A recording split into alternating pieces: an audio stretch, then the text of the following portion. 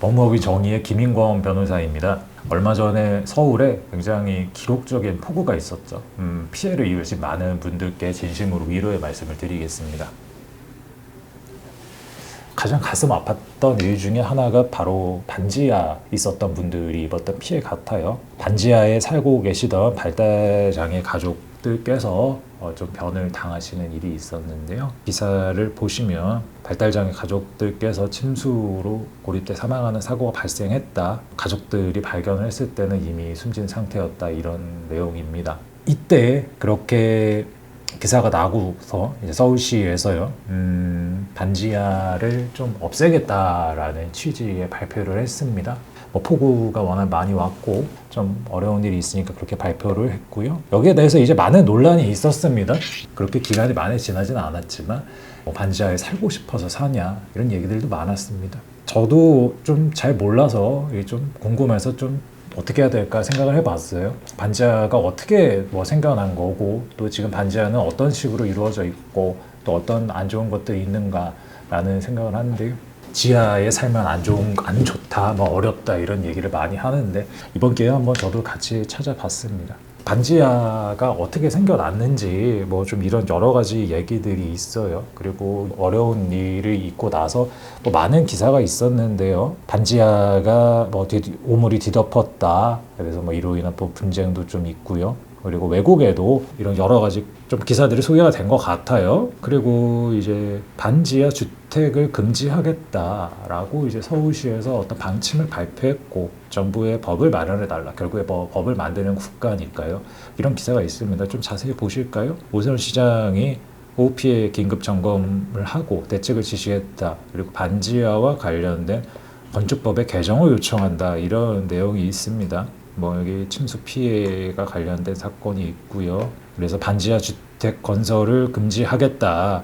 이런 법을 만들겠다. 이런 말도 있고요. 그런 얘기들이 있어요. 결국에는 이제 반지하를 금지하겠다의 시민들이 이제 살고 계신 분들 또는 다른 곳에 사는 분들도 그럼 월세가 내려가냐? 내가 반지하에 살고 있는데 반지하가 아닌 곳에 살게 해주면서 돈을 주느냐? 또 이런 얘기들도 있습니다. 이게 참 어려운 문제죠. TV나 이런 데서 보는 내용들이 있잖아요. 반지하, 옥탑방, 굉장히 습하고 여름에는 덥고 비도 많고 습하고 또 반대로 겨울에는 또 춥고 햇빛도 못 쐬고 이렇게 어렵다, 살기 어렵다 이런 얘기만 들어봤어요. 반지하가 이제 어떻게 생겼는지 그걸 좀 볼 필요가 있을 것 같아요. 여기 보시면 과거의 주택법, 건축주는 대통령령으로 정하는 용도 및 규모의 건축물을 건축하고자 할 때는 지하층을 설치해야 한다. 이런 법도 있고요. 그리고 지표면 이하에 설치하고자 할 때는 한계 기타 위생에 지장이 없도록 해야 한다. 이런 얘기도 있고요. 그리고 지하층 이런 규정들도 있습니다. 사실 우리가 궁금해요. 이렇게 어떻게 생겨났을까? 반지하가 어떻게 생겨났을까라고 하는데 여기에 대해서 이제 좀 가장 자세하게 말씀을 해주신 분이 이제 아마 여러분들이 잘 아시는 이제 유현준 교수 같아요. 유현준 교수가 유튜브 채널에서 여러 가지 얘기를 많이 하셨어요.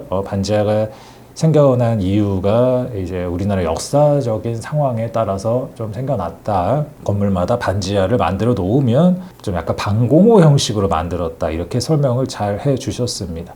또 다른 기사를 보면요. 당시에 1968년 김현옥 당시 서울시장의 발언을 보면 방공호 구실을 할 지하 건설을 하겠다 이렇게 말씀을 하셨어요. 이런 현실 속에서 만들어졌다고 보시면 될 것 같아요. 그렇게 해서 제가 조금 전에 말씀드린 건축법이나 이런 것도 만들어진 것 같습니다. 그런데 이제 결국에는 어떻게 또 반지하에 사람들이 살게 됐느냐. 역시 이것도 사회적인 현상에 따라 생겨났죠. 이제 서울에 사람들을 모이는데 집은 없다. 그렇게 되면 집값은 비싸다.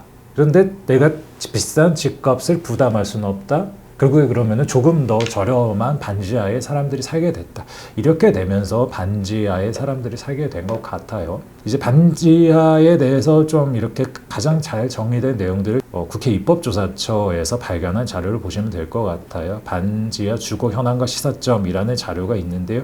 여기에서도 마찬가지로 유사시 대피소의 용도로 활용하기 위하여 건축되었다라고 얘기하고 있습니다. 근데 이제 좀 주요 내용을 보면 여기에도 좀 안타까운 내용들이 있어요. 상대적으로 임대료가 저렴하다. 저소득계층 및 청년 가구 등의 취약계층이 주로 거주하고 있다라고 이야기를 하고 있습니다. 사람이 사는데 이제 의식주가 중요하다고 하잖아요. 그런데 이제 반지하는 이제 주라고 보면 되는데 어떻게 보면 이게 악순환이라고 볼 수 있어요. 취약계층, 저소득계층이 반지하에 살고 있다. 근데 또 반지하에 살다 보면 환경이나 이런 거 어렵잖아요. 그렇게 되면 또 어려운 환경이 계속적으로 유지된다. 계속적인 그런 어려움이 있는 것 같아요. 결국에 그럼 이제 우리가 어떻게 해야 되는가? 반지하가 있는데 어떻게 해결을 해야 될까? 뭐 요즘 여러분들 뭐 많이 화제가 되고 있는 뭐 우영우라는 드라마도 있는데요. 그렇지만 이제 변호사들이 굉장히 무력감을 느끼고 이런 때가 이런 사회적인 이 문제를 볼 때예요. 변호사들은 일단 분쟁이 생겨야 뭘 할 수가 있어요. 뭐 소송을 건다든가 뭐 이렇게 할 수도 있는데 결국에 이거는 변호사가 해결을 할 수 있는 문제는 아닌 것 같아요. 이제 법을 만드시고 행정을 하고 이렇게 분들께서 좀 어떻게 해결을 하는 게 필요합니다. 결국에는 반지하는 결국 집값 때문에 생겨났다고 볼 수 있겠죠. 그럼 반지하를 없앤다고 했을 때 반지하를 없애고 모든 사람이 좋은 환경에 살 수 있는 건 다 갖는 목표인데 그럼 반지하에 살고 있는 사람들은 어떻게 할 것이냐? 반지하를 임차를 해서 소득을 얻고 있는 사람들은 어떻게 할 것이냐?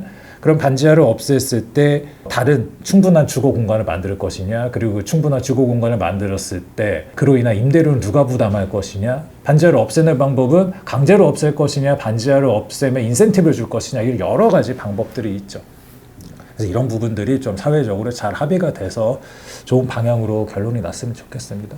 무엇보다 가장 중요한 건 국민과 시민의 안전 같습니다. 모든 사람들이 좀 협력해서 모든 국민들이 안전하고 좋은 환경에서 살 수 있는 그런 날이 올 수 있기를 바라겠고요. 저도 그런 사회가 만들어지는데 조금이나마 이바지할 수 있도록 노력하겠습니다.